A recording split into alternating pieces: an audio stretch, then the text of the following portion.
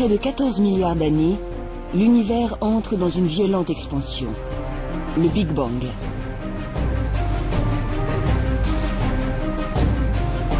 Le temps, l'espace, la matière et l'énergie surgissent du néant.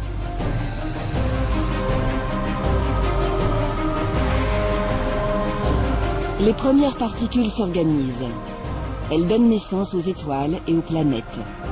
Des astres qui se regroupent en dizaines de milliards de galaxies. Au sein de ce déchaînement primordial, une petite sphère de 12 000 km de diamètre voit le jour.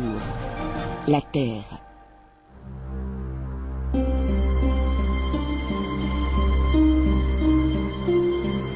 Elle tourne à 150 millions de kilomètres de son étoile. Juste la bonne distance pour qu'il ne fasse ni trop chaud, ni trop froid. Ici, la vie trouve des conditions favorables pour se développer. En 4 milliards d'années, les océans, les terres et le ciel ont été colonisés. L'homme apparaît il y a seulement quelques millions d'années. Son intelligence lui a permis de s'adapter rapidement au monde qui l'entourait et petit à petit, il a assis son emprise sur la planète entière. Aujourd'hui, nous sommes plus de 7 milliards. Nous construisons toujours plus haut, nous voyageons toujours plus vite et nous communiquons instantanément partout à travers le globe. Nous maîtrisons la matière, l'énergie et même les mystères de la vie. Pourtant, nous restons bien vulnérables face à la puissance de la nature. Par hasard, une succession d'événements a abouti au monde tel que nous le connaissons. Par hasard aussi, ces phénomènes pourraient l'anéantir à jamais.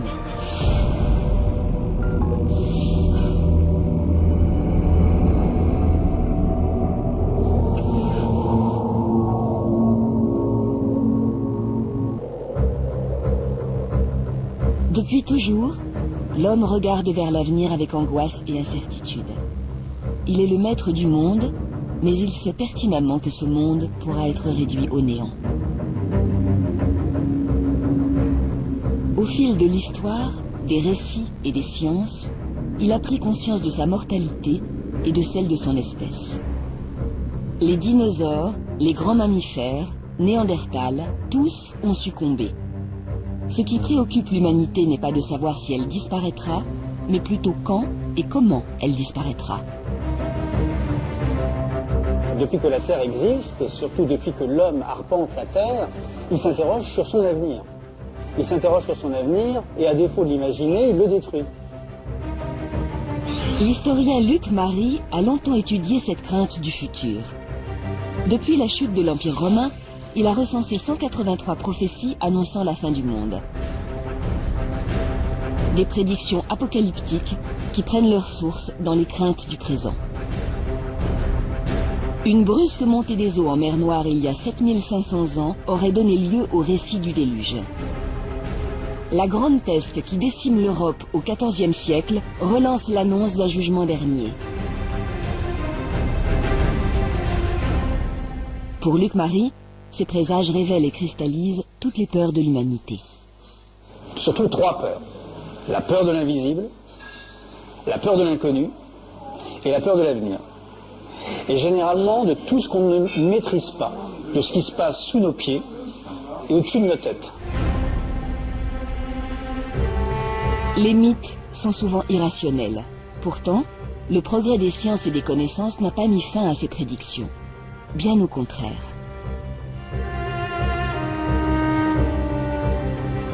Les scientifiques nous ont appris que tout ce qui existe dans la nature est périssable. Et nous ont appris aussi que l'environnement terrestre est hostile. Donc, les scientifiques ont rejoint quelque peu les religieux en disant que, oui, en effet, on peut envisager une fin. Au-delà des croyances, la fin du monde serait bel et bien prévue par les scientifiques. Alors qu'en est-il vraiment? Quel malheur risque de s'abattre sur nous? La première menace pourrait bien venir du ciel. Méconnue et inaccessible, il fut la scène privilégiée des prophéties au cours de l'histoire. On pensait que le ciel était intangible, que les astres étaient immuables. Alors dès qu'on voyait quelque chose bouger, on se demandait ce que ça voulait dire. Une nouvelle étoile dans le ciel, c'était l'annonce d'une future catastrophe. Au centre du ciel, le soleil radieux était honoré par les civilisations anciennes, il était observé, ses mouvements étaient répertoriés dans les premiers calendriers. Mais ses secrets demeuraient encore impénétrables. Le soleil, à ce moment-là, fascinait complètement toutes les religions, enfin de la religion des Mayas aux Égyptiens en passant par les Romains. Les Romains, par exemple, consacraient un jour au soleil, c'était le 25 décembre. Le 25 décembre, c'était le Sol Invictus, le jour du Sol Invictus, du soleil invaincu. Le soleil aussi, chez les Mayas, on lui offrait des sacrifices humains, qui plus est, pour mieux régénérer le soleil, avec le sang des victimes des sacrifices. Et ce soleil, donc, a complètement fasciné, à défaut de le comprendre, on l'a vénéré. Ces croyances ont beau avoir disparu, le soleil continue de dominer nos vies, beaucoup plus qu'on ne peut l'imaginer.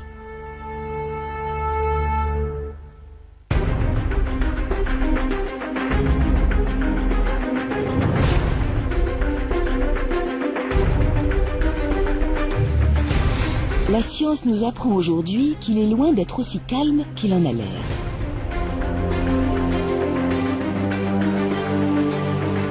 Gigantesque boule de gaz 1 million de fois plus grosse que la Terre, le Soleil subit en effet des phénomènes d'une violence extrême.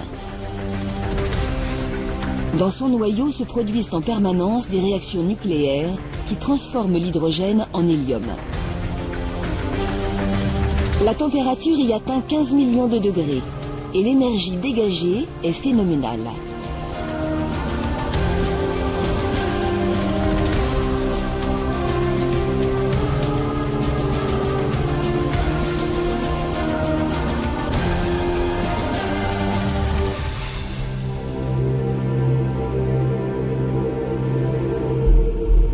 Ce bouillonnement incessant peut être troublé par des événements encore plus puissants, les éruptions solaires.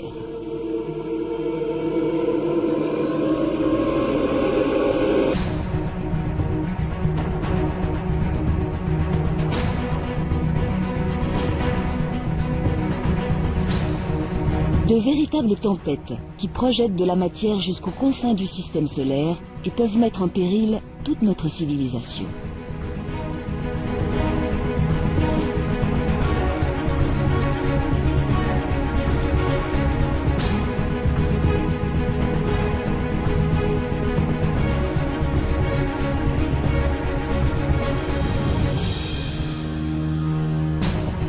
En Belgique, l'Agence spatiale européenne a donc placé notre étoile sous très haute surveillance.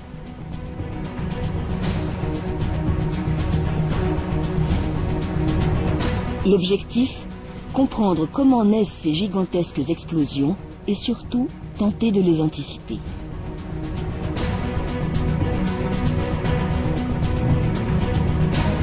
Au sol, des télescopes scrutent l'activité du Soleil à l'affût du moindre sursaut. Plus haut, dans l'espace, là où l'atmosphère n'embarrasse plus les instruments, des satellites détectent, filment et enregistrent chacune de ces irrégularités, 24 heures sur 24. Juha-Pekka Luntama dirige ce vaste programme baptisé Space Weather. Il y a des anomalies magnétiques à la surface du Soleil. Le champ magnétique du Soleil est tordu à certains endroits qu'on appelle des taches solaires. Ces régions sombres à la surface du Soleil.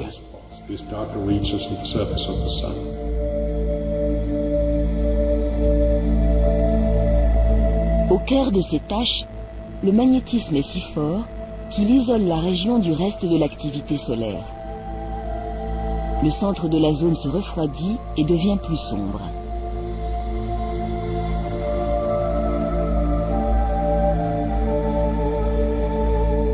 Certaines taches mesurent 10 fois le diamètre de la Terre, et c'est autour d'elles que les éruptions semblent prendre naissance. Le champ magnétique se déforme et se tord sur lui-même, créant des arches de matière gazeuse, des filaments qui peuvent se rompre à tout moment.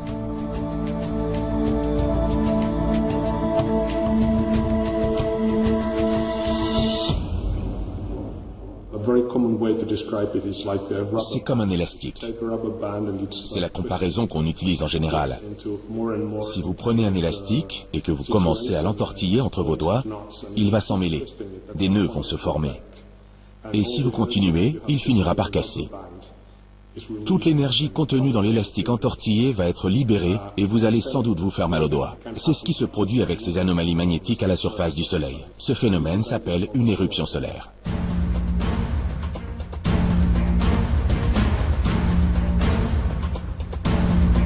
L'énergie retenue par le champ magnétique est relâchée d'un coup. Le rayonnement émis équivaut à celui de plusieurs millions de bombes nucléaires. En parallèle, des milliards de tonnes de matière sont violemment projetées dans l'espace. Lorsqu'une telle éruption se produit en direction de la Terre, cette matière solaire fonce vers nous à une vitesse prodigieuse, plusieurs millions de kilomètres/heure.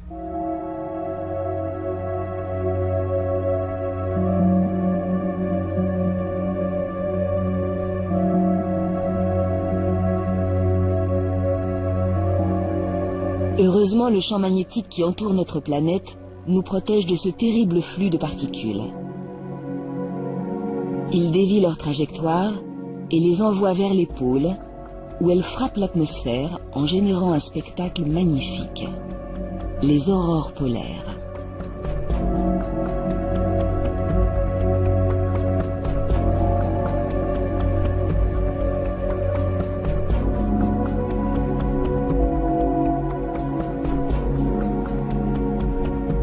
Mais des tempêtes solaires particulièrement violentes peuvent avoir d'autres conséquences, bien plus dévastatrices.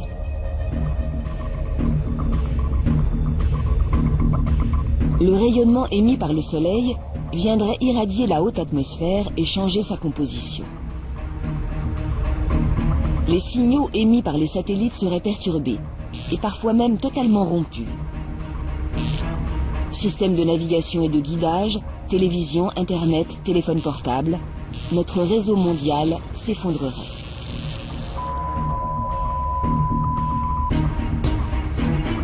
Et ce n'est pas tout. Le champ magnétique de la Terre ne jouerait plus totalement son rôle de bulle protectrice.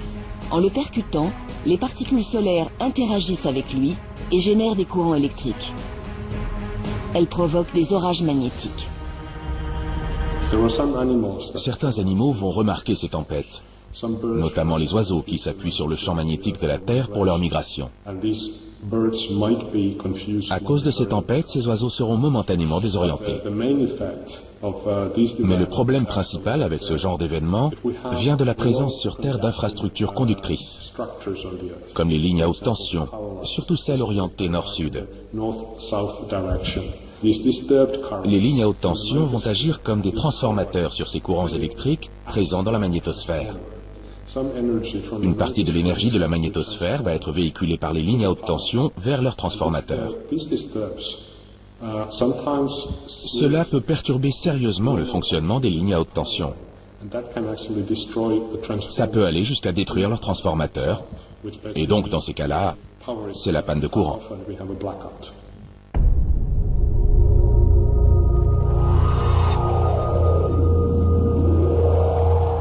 Déjà, en 1989, une importante éruption solaire a provoqué une coupure totale d'électricité au Québec, plongeant la région entière dans le noir. En 2003, le scénario s'est reproduit en Europe du Nord. Mais la tempête solaire la plus grave remonterait à 1859. Cette année-là, des aurores polaires sont visibles jusqu'à Cuba. L'orage magnétique associé aurait touché la quasi-totalité du globe, mettant les réseaux télégraphiques hors service. Si un tel événement se reproduisait aujourd'hui, le monde entier serait paralysé. Transport, télécommunications, éclairage, plus rien ne fonctionnerait. L'humanité devrait réapprendre à vivre sans électricité.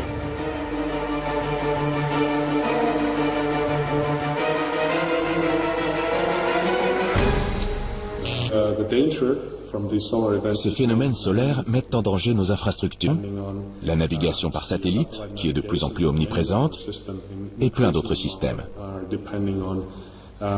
Sans oublier l'effet sur le réseau électrique. Une coupure de courant, ça a un impact majeur dans notre société actuelle. Selon les spécialistes, des éruptions de cette envergure se produisent tous les 100 à 500 ans à la surface du Soleil. La plus récente date de 150 ans. Le pire est donc à venir. Dans les prochaines décennies ou les prochains siècles, une éruption majeure aura forcément lieu. Elle réduira notre société interconnectée au chaos. Les colères du Soleil pourraient donc anéantir notre civilisation et renvoyer l'homme à l'aube de son existence. Serait-ce la fin du monde pour autant? Peut-être pas. Ou du moins pas tout de suite. L'astre qui nous réchauffe et nous éclaire depuis toujours n'est pas éternel. Âgé de 4,6 milliards d'années, le Soleil est déjà une étoile mature à l'échelle des temps de l'univers. Au fil de sa vie, sa luminosité n'a cessé d'augmenter. Il chauffe notre planète de plus en plus et continuera de le faire en vieillissant. Un cycle infernal va alors s'enclencher. Petit à petit, les océans seront vaporisés. Une fois dans l'atmosphère, l'eau gazeuse favorisera l'effet de serre et participera à son tour à l'augmentation de la température. D'ici 1 milliard d'années, notre atmosphère avoisinera les 400 degrés. L'eau aura disparu de la surface du globe. Transformée en véritable fournaise, la Terre deviendra inhabitable. Toutes les espèces s'éteindront alors une à une, des plantes aux mammifères, en passant par les dernières bactéries. Mais le Soleil n'aura pas encore dit son dernier mot. À un moment donné, dans 4 milliards d'années, le Soleil se dilatera. Il se transformera en géante rouge parce que la réaction de fusion sera plus forte que la gravité. Peu à peu, le Soleil va gonfler comme un ballon de baudruche. Il engloutira Mercure, puis Vénus, et s'arrêtera aux portes de notre planète. La température à la surface du globe se comptera alors en milliers de degrés, et la Terre finira par s'évaporer.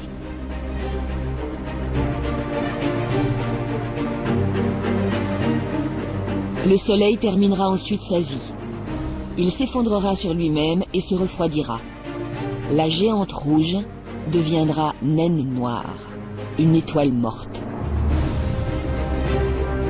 La fin du monde aura donc bien lieu. La Terre née avec le Soleil disparaîtra avec lui.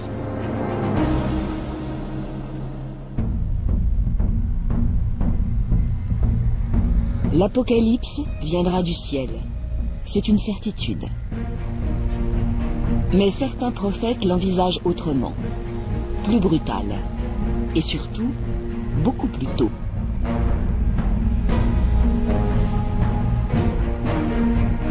Dans le livre du Nouveau Testament, Saint Jean décrivait déjà des cataclysmes soudains. Ils sont provoqués par les 7 anges de l'Apocalypse. Le premier sonna de la trompette, une grêle de feu mêlée de sang se précipita sur le sol, le tiers du sol brûla, ainsi que le tiers des arbres et toute plante verte. Une description très symbolique. Il faut attendre le progrès des sciences au siècle dernier pour que la menace se fasse plus précise.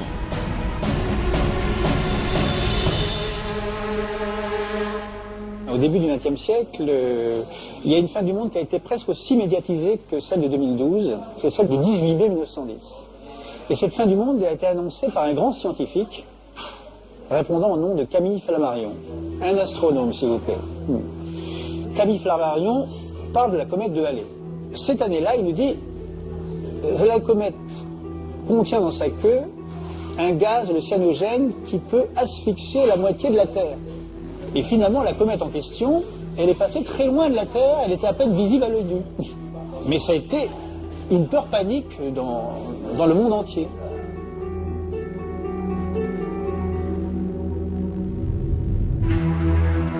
La fin du monde, c'est toujours le reflet des angoisses d'une époque.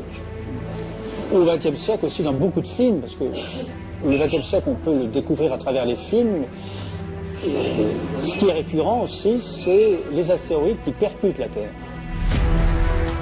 Cette fois-ci, la description des films hollywoodiens est sans ambiguïté. Un bloc rocheux de plusieurs millions de tonnes fonce à travers l'espace et percute la Terre de plein fouet. Voilà le scénario qui pourrait sonner le glas de la vie sur Terre. Un scénario tout à fait envisageable si l'on en croit les spécialistes. Notre communauté scientifique étudie les astéroïdes depuis des centaines d'années. Il y a 30 ans environ, certains ont découvert qu'on ne pouvait pas écarter la menace d'une collision entre un astéroïde et la Terre.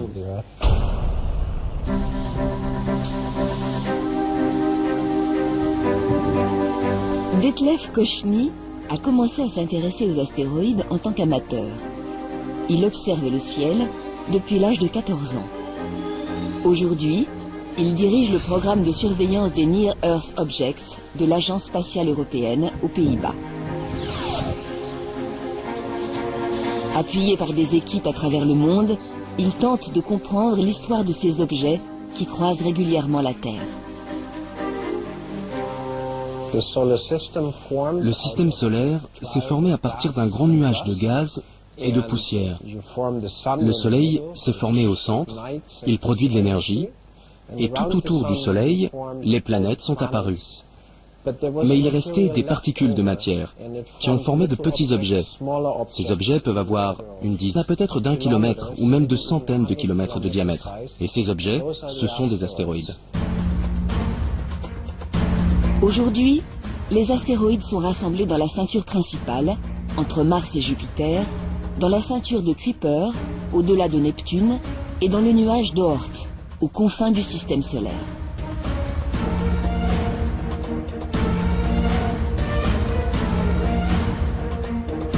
Mais ils ne restent pas toujours sagement regroupés dans ces zones. Certains sont parfois éjectés de leur orbite lors de violentes collisions. Ils errent alors dans le système solaire à quelques dizaines de milliers de kilomètres/heure et peuvent croiser l'orbite de la Terre à tout moment. Il devient impératif de les détecter et de connaître leur trajectoire pour anticiper une éventuelle collision.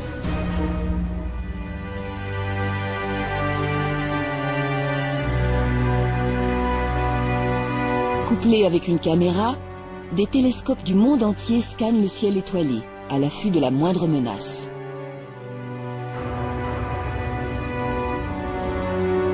Dès qu'un objet est repéré, il est passé au crible.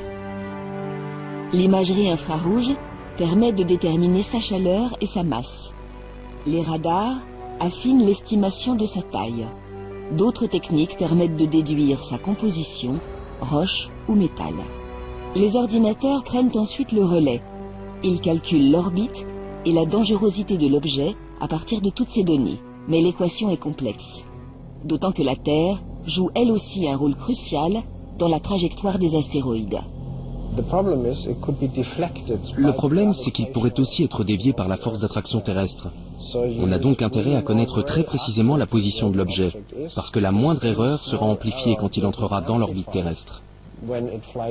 Et si l'on se trompe, l'objet pourrait entrer en collision avec notre planète à son prochain passage dans l'orbite terrestre. Nous devons donc observer en permanence les objets pour pouvoir suivre leur position exacte.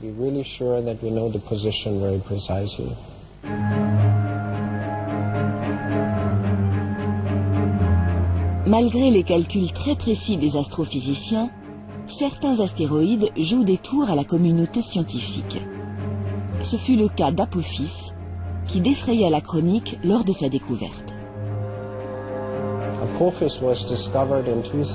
Apophis a été découvert en 2004, juste avant Noël. Au départ, selon toute probabilité, il devait heurter la Terre en 2029. Mais en l'observant sur une longue durée, on a conclu que cette probabilité était bien moins grande que ce que l'on pensait, qu'elle était même très faible. Néanmoins, on s'est aussi aperçu que lorsqu'il croisera l'orbite terrestre en 2029, il passera à une distance telle qu'un impact n'est pas exclu à son prochain passage.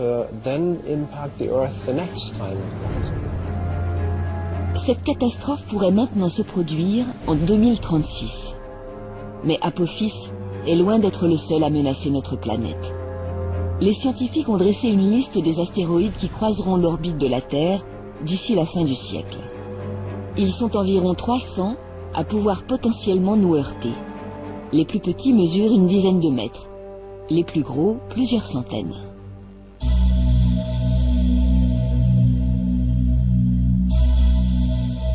« 2010 AU-118, 894 mètres de diamètre et une chance sur 60 millions de nous percuter. 1979 XB, 681 mètres, une chance sur 2 500 000. 1999 RQ-36, 560 mètres et une chance d'impact sur 1410.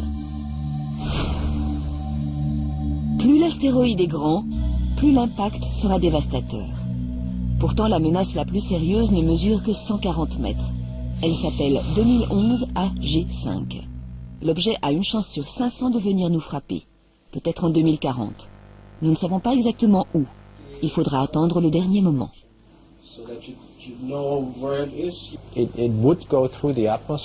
Il traverserait l'atmosphère, heurterait le sol et laisserait un cratère.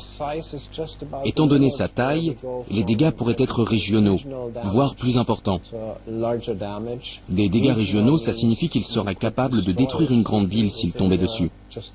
Et si c'est plus, il pourrait aller jusqu'à rayer de la carte un pays entier. 2011 AG5 n'est pas le plus gros astéroïde détecté par les astronomes. C'est surtout avec lui que l'impact est le plus probable. Mais la liste de 300 est loin d'être exhaustive. Les plus petits astéroïdes, ceux qui mesurent à peine quelques dizaines de mètres, sont extrêmement difficiles à détecter. Ils sont aussi beaucoup plus nombreux.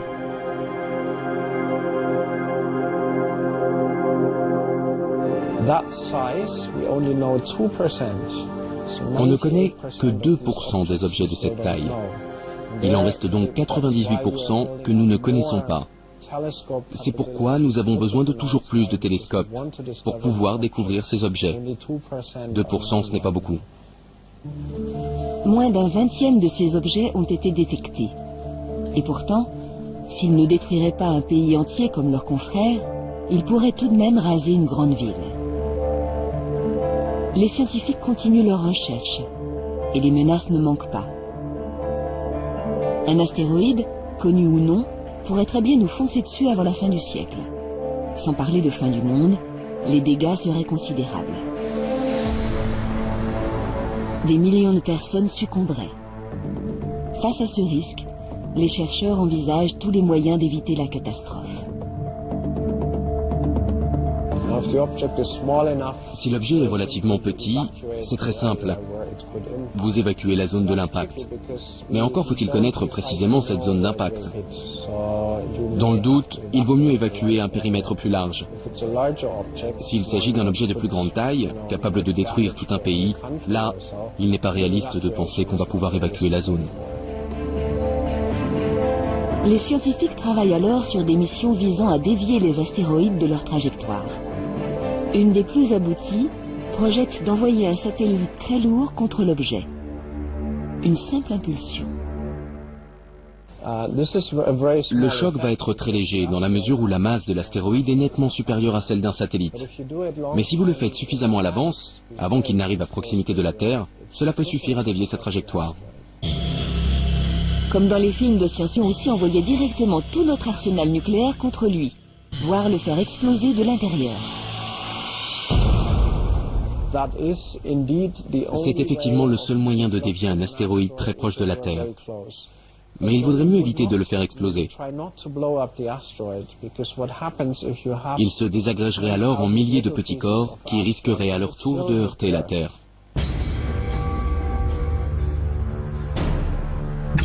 Nous ferions donc exploser les têtes nucléaires juste à côté de l'astéroïde.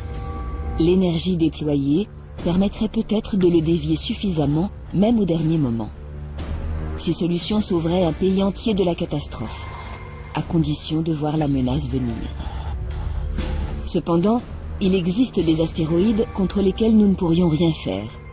Ceux qui pourraient réellement provoquer la fin du monde tel que nous le connaissons. Ils mesurent plusieurs kilomètres de diamètre. Heureusement pour nous, leur taille les rend facilement détectables et les scientifiques estiment en connaître la quasi-totalité. Aucun d'eux ne compte nous croiser d'ici la fin du siècle. Nous serions tranquilles pour des centaines de millions d'années. Pourtant, un tel cataclysme s'est déjà produit. Il serait même à l'origine de la fin des dinosaures. Vincent Courtillot est géophysicien et spécialiste des grandes extinctions d'espèces. On pense qu'un astéroïde de 10 km de diamètre est tombé sur la Terre, quelque part au Yucatan, au Mexique, il y a 65 millions d'années. Ce choc aurait provoqué un cratère de plus de 100 km de diamètre, de 40 km de profondeur au moment de l'impact. Il aurait vaporisé de la matière de la croûte qui avait été impactée par l'astéroïde. Il aurait projeté dans l'atmosphère des particules chaudes, des gaz, du gaz carbonique, du gaz sulfureux, des pluies acides, tout un tas de catastrophes qui auraient gravement affecté la vie. Ce sont les 2/3 de toutes les espèces vivant à la surface de la Terre à cette période-là qui ont disparu en une période qui est de l'ordre, pour le géologue, du million d'années. Une crise d'extinction massive. Une hécatombe planétaire.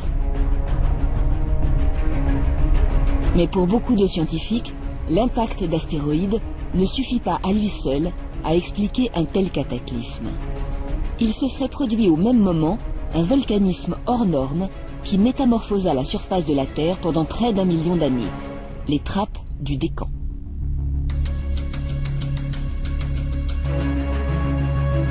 À 2900 km sous nos pieds, à la frontière entre le manteau de roche de la Terre et son noyau de fer liquide, de la chaleur s'est accumulée. Le noyau a chauffé le manteau et la matière est devenue plus légère, moins visqueuse. Une bulle de matière en fusion s'est formée. Un panache qui est remonté lentement, centimètre après centimètre.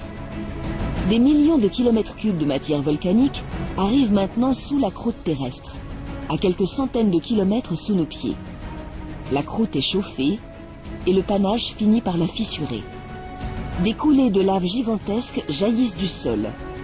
Le panache se vide à la surface par à coup. À chaque coulée, c'est plus de 10 000 km3 de magma qui se répandent.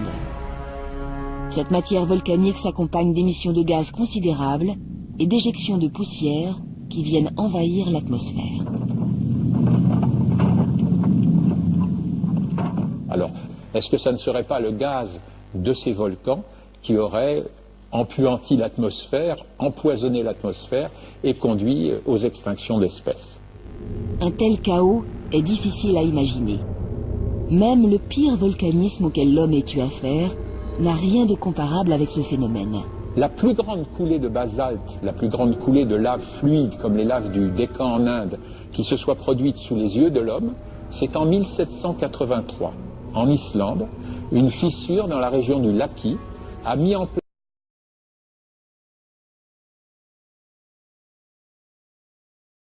place en un an 15 km3 de lave. Ça a complètement perturbé le climat de l'hémisphère nord. On sait maintenant que ce sont des centaines de milliers de gens qui sont morts, probablement à cause de cette éruption de 1783. C'était quoi? C'était 10 km3 de lave en un an. Et je vous ai dit qu'en Inde, on a des coulées de 10 000 km3 de lave qui se sont formées en moins de 100 ans. C'est-à-dire, chaque année, 100 fois plus fort que le Laki et pendant 100 fois plus longtemps. Et ça, c'est une coulée. Et il y a des dizaines de coulées superposées. Et quand on fait le calcul des quantités de gaz injectés dans l'atmosphère et des conséquences climatiques, eh bien on s'aperçoit en fait que le fameux impact d'astéroïdes, il a eu à peu près le même rôle qu'une grande coulée de lave. Pour Vincent Courtillot, il semble bien que le volcanisme de Trappes ait été le moteur principal de cette grande extinction. Comme 65% des espèces vivant à l'époque, les dinosaures n'y ont pas survécu. Mais à force d'enquête, les géologues ont découvert autre chose. Cette extinction n'a rien d'unique. En remontant le temps, ils ont mis la main sur la crise la plus meurtrière que la Terre n'ait jamais connue. Un panache volcanique est remonté par la Sibérie cette fois-ci, il y a 250 millions d'années. La Terre fut plongée dans l'apocalypse.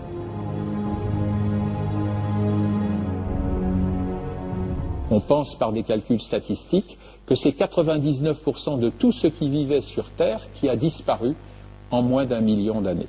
Et vous voyez qu'on peut parler là, pour la biosphère, d'une quasi-fin du monde, puisqu'on est passé à 1% de la disparition de la vie sur Terre. Donc, il y a 250 millions d'années, on est passé à un cheveu d'une vraie fin du monde, et 5 ou 6 fois dans l'histoire géologique des 500 derniers millions d'années, il s'est produit une crise de ce type. Les trappes ont donc régulièrement sonné la fin d'un monde. Et cela se reproduira, forcément. C'est un phénomène inhérent à l'activité de la Terre. Les continents dérivent, les montagnes se créent et les volcans grondent. On a vu qu'en moyenne, il y a une éruption de ce type tous les 30 millions d'années. La dernière fois qu'il y a eu une grande éruption de ce type, c'est en Éthiopie, il y a 30 millions d'années.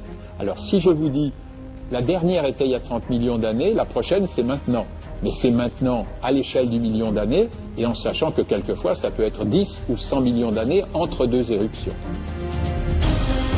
Que sommes-nous face aux millions d'années? Face à un ciel assombri par les gaz et les poussières volcaniques. Ces phénomènes nous dépassent. Mais même à notre dimension, la nature sait se montrer violente.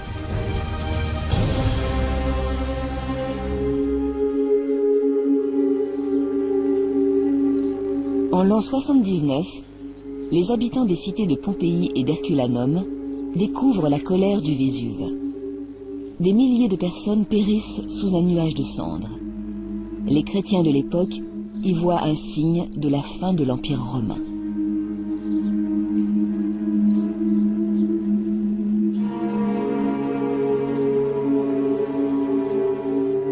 Aujourd'hui, la ville de Naples compte plus de 2 millions d'habitants, au pied du Vésuve. Le volcan est peut-être endormi depuis 1945, mais il peut se réveiller à tout moment.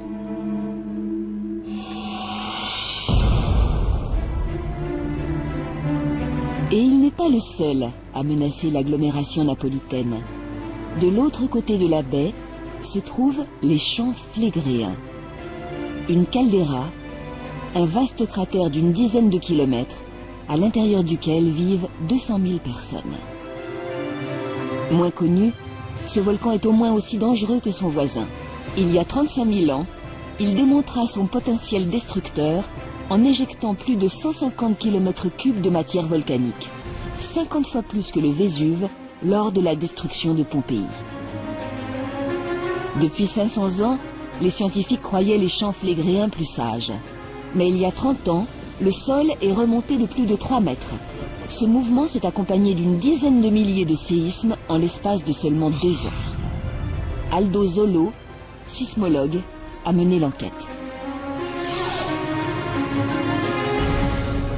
Si on regarde la composition des gaz qui sont émis ici, ils ont une origine profonde, et une origine liée à la présence d'un magma. Donc on parle d'une couche de magma, un magma seal, à une profondeur de 8-10 km, avec une épaisseur de l'ordre de 1 km, mais étalée sur plusieurs dizaines de kilomètres carrés, ça fait des quantités énormes en fait, de magma disponibles pour une éruption éventuelle.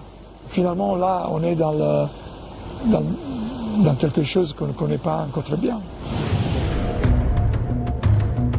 Les habitants de Naples vivent à l'ombre de 2 monstres endormis. Nous ne comprenons toujours pas précisément les mécanismes de leurs éruptions. La ville doit donc les surveiller en permanence. Depuis 1841, Naples accueille le plus ancien observatoire de volcanologie, l'Osservatorio Vesuviano. L'observatoire a développé un réseau destiné à suivre les moindres mouvements des volcans au quotidien. On a bien sûr la sismologie, donc les réseaux sismiques pour détecter les sismes. On a les réseaux géodésiques à terre et spatial pour détecter les déformations. On a les réseaux de mesure des gaz, donc la géochimie. les températures, et toutes ces données sont directement centralisées au centre de récolte de l'Observatoire Vésuvien. Le but de ce réseau est de pouvoir détecter la plus petite anomalie par rapport au fonctionnement normal des deux volcans. En parallèle, volcanologues et sismologues travaillent avec la protection civile. On ne peut pas empêcher une éruption. Face au grondement d'un volcan, l'évacuation est notre seul recours. D'une part, il y a les temps qui sont nécessaires pour effectuer certaines actions de mise en sécurité. Par exemple, mettons qu'on veut protéger la région autour de ce volcan, combien de temps j'aurais besoin pour mettre en sécurité, donc évacuer les personnes. Et nous savons que ces mécanismes de déplacement de population ne sont pas immédiats. Et donc, il faut être prêt pour agir le plus rapidement possible. Les scientifiques sont sur le qui-vive. Ils sont pourtant confrontés à un second problème. Une activité sismique hors norme, une remontée de gaz ou une augmentation de la température sont autant de signes annonciateurs d'une éruption. Mais parfois, rien ne se passe. Plus on souhaite déclencher l'alerte en amont de la catastrophe, plus on risque la fausse alerte et le déplacement de dizaines de milliers de personnes. La société doit être prête à ce compromis. C'est le prix à payer pour vivre en sécurité au sein d'une nature brutale. Qu'est-ce qu'il existe entre ces volcans que nous connaissons à l'échelle humaine et les énormes trappes où nous avons chiffré les volumes de lave en millions de kilomètres cubes? Donc entre kilomètres cubes et millions de kilomètres cubes, est-ce qu'il y a quelque chose d'intermédiaire? Eh bien oui, il y a ce qu'on appelle les super-volcans ou super-éruptions. On retrouve ces super-volcans un peu partout sur notre planète. Comme pour les champs flégréens de Naples, ils se présentent sous la forme de vastes cratères où la nature a repris ses droits. Yellowstone, aux États-Unis, est sans doute le plus connu d'entre eux. Un parc naturel calme et parfois jalonné de geysers. Mais cette activité hydrothermale trahit la présence d'un volcan. Ce que les géologues ont découvert, c'est dans toute cette région, sur des milliers de kilomètres carrés, des cendres volcaniques dont ils ont vu que le volume était en fait considérable et qu'ils ont daté en utilisant les isotopes, et ils se sont aperçus que ces éruptions avaient le même âge. Les scientifiques ne s'attendaient pas à cela. Toutes les cendres ne proviendraient que de 3 éruptions majeures. Elles auraient eu lieu dans les 2 derniers millions d'années. Les chambres magmatiques des volcans actuels que nous connaissons sont de l'ordre de quelques kilomètres cubes du volcan. Les chambres magmatiques des super-éruptions devaient faire quelques milliers de kilomètres cubes. Plus de 2000 km3 de magma éjectés en une seule éruption. 1 millier de fois plus que le Vésuve lors de la destruction de Pompéi. C'est quelque chose d'assez effrayant quand sans doute sur des centaines de kilomètres carrés, des fontaines de lave et des explosions et des effondrements de calderas se produisent en même temps. Mais on ne pense pas que ce soit vraiment des fins du monde. Pour le Yellowstone, c'est plus de la moitié des États-Unis qui seraient dévastés. Mais là encore, ces éruptions sont difficiles à prévoir. Nous ne pouvons pas les étudier à l'échelle des millénaires. Nous savons simplement que le Yellowstone est entré en éruption tous les 700 000 ans environ. La dernière date de 640 000 ans. Et la prochaine? Dans 1000 ans? 10 000 ans? Nos lointains descendants verront ce monstre à l'œuvre. Une vision apocalyptique sans doute, mais pas de fin du monde annoncée. Le mot apocalypse, ça veut dire révélation. On dévoile l'avenir. On dévoile l'avenir, c'est pas forcément la destruction, mais c'est une révélation sur les temps à venir. Donc ça peut très bien aussi être l'avènement d'un monde nouveau, plus juste. Astéroïdes, volcanisme, extinction de masse. Nous voyons ces événements comme des malheurs. Il s'agit pourtant des moteurs de la vie. L'histoire nous apprend qu'ils ont provoqué la fin d'un monde à plusieurs reprises. Mais ces cataclysmes laissent aussi le champ libre aux survivants. Il y a 65 millions d'années, les dinosaures ont disparu. D'autres espèces ont alors pu se développer très vite sur cette nouvelle terre, débarrassée de la concurrence. Ce fut le cas des mammifères. Ces espèces se mettent à évoluer très vite après ces catastrophes et à remplir petit à petit toutes les niches écologiques qui ont été laissées vacantes. Donc chaque extinction est suivie d'une renaissance et d'une diversification qui fait qu'au bout d'un moment, la biodiversité devient plus forte qu'elle n'était avant la catastrophe précédente. Et si on regarde comment évolue la biodiversité depuis 500 millions d'années, on voit qu'elle évolue de façon irrégulière, elle grimpe rapidement, occupe les niches écologiques, elle est en partie vidée par une catastrophe, mais elle repart de plus belle et aujourd'hui, la biodiversité est plus haute qu'elle n'a jamais été. Une mort, puis une renaissance. L'homme est le fruit de cette histoire chaotique et nous avons su en tirer profit. Nous avons colonisé la planète entière. Nous avons développé des outils pour dompter le monde. En fin de compte, nous ne sommes plus si petits face à la nature. Du haut de ces 7 milliards d'individus, l'humanité joue un rôle décisif sur la planète. James Aronson est écologue. Il étudie ce rapport entre l'homme et la nature. Une relation qui a profondément changé depuis quelques siècles et qui marque une ère nouvelle. On appelle cette ère l'Anthropocène, savoir l'ère géologique dominée par l'homme, où l'homme est l'espèce dominante, non seulement de la Terre, mais aussi de la biosphère. Pour satisfaire nos besoins croissants, nous puisons toujours plus de richesses. 60 milliards de tonnes de ressources naturelles sont extraites tous les ans, 2 fois plus qu'il y a 30 ans. Les exploitations humaines se développent partout où elles le peuvent. Sans y prêter attention, nous épuisons les sols, nous polluons, nous détruisons des milieux et des habitats naturels. Une des conséquences immédiates est la chute alarmante de la biodiversité. 50 à 1000 fois plus d'extinction d'espèces que lors des processus naturels. On a l'impression que la nature est infinie et peut absorber n'importe quelle quantité de pollution et peut toujours fournir nos besoins en matières premières. Mais on arrive à un moment dans l'Anthropocène où ce n'est plus le cas. Résultat, les milieux sont de moins en moins peuplés et de moins en moins diversifiés. Les fonctionnements des écosystèmes en sont directement menacés, et les services qu'ils nous rendent avec.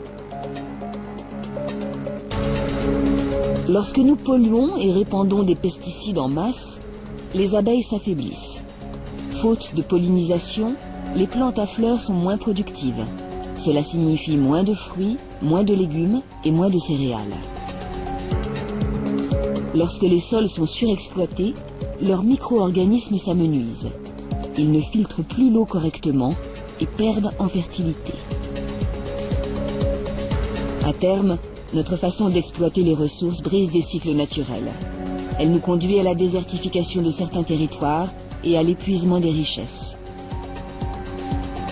Mais les écosystèmes et leurs espèces nous assurent aussi des services beaucoup moins évidents. Ils nous protègent.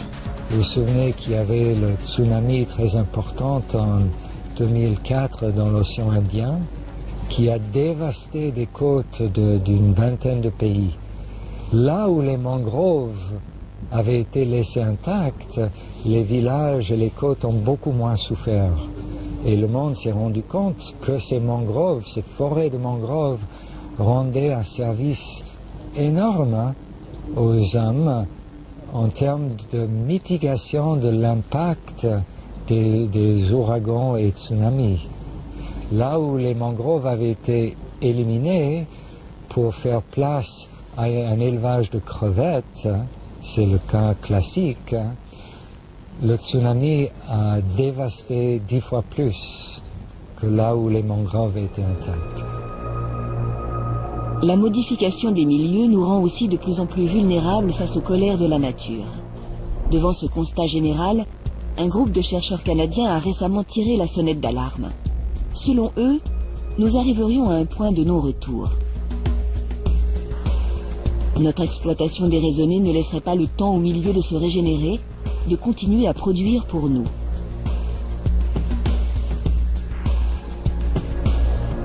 Il arrivera un jour où nous ne pourrons plus rien tirer de la nature, et il sera trop tard pour faire marche arrière.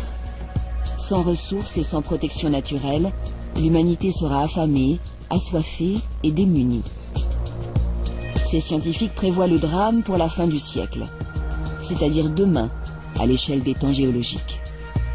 Ce qui est sûr, c'est que nous sommes en train nous-mêmes de bouffer notre capital naturel et de vivre de ce capital. De ce fait, nous dégradons notre propre qualité de vie, notre capacité de réagir aux changements globaux et à notre bien-être, tout simplement. Si tout le monde vivait comme un Européen, aujourd'hui, tous les êtres vivants aujourd'hui, il nous faudrait 2 terres. Si tout le monde vivait comme les Américains moyens, il nous faudrait 3 terres. Changer de cap devient une nécessité. Nous nous sommes donné les moyens de dépasser la nature, il faut en être conscient. La recherche lance des pistes pour rétablir les milieux que nous avons surexploités et pour réétudier notre manière d'utiliser les richesses qu'il reste. James Aronson travaille à la restauration de ce capital naturel. En Méditerranée, des écologues tentent de repeupler les fonds marins.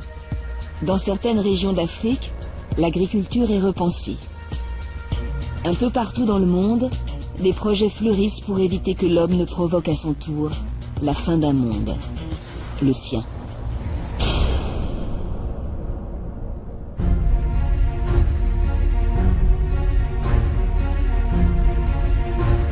La peur de l'apocalypse a accompagné l'humanité tout au long de son histoire. À travers les mythes, les religions et les croyances, nous avons toujours pressenti la fin du monde. Et nous n'avions pas tort. La biologie nous a appris que la durée de vie moyenne d'une espèce, c'était au mieux quelques millions d'années, sauf des espèces exceptionnelles. Nous existons depuis 1 million d'années. Est-ce que nous survivrons à l'échelle du milliard d'années par les extraordinaires propriétés de notre propre espèce, ou est-ce qu'au contraire nous nous ferons disparaître plus vite? Ça reste le grand point d'interrogation. Notre génie et nos technologies nous permettent de connaître les menaces qui guettent et de maîtriser notre avenir. Les astrophysiciens pointent leurs télescopes vers le ciel, les géologues vers les entrailles de la Terre, et nous apprenons depuis quelques années qu'il est aussi nécessaire de les tourner vers notre espèce. Car la fin pourrait arriver plus rapidement que prévu. En serons-nous les témoins ?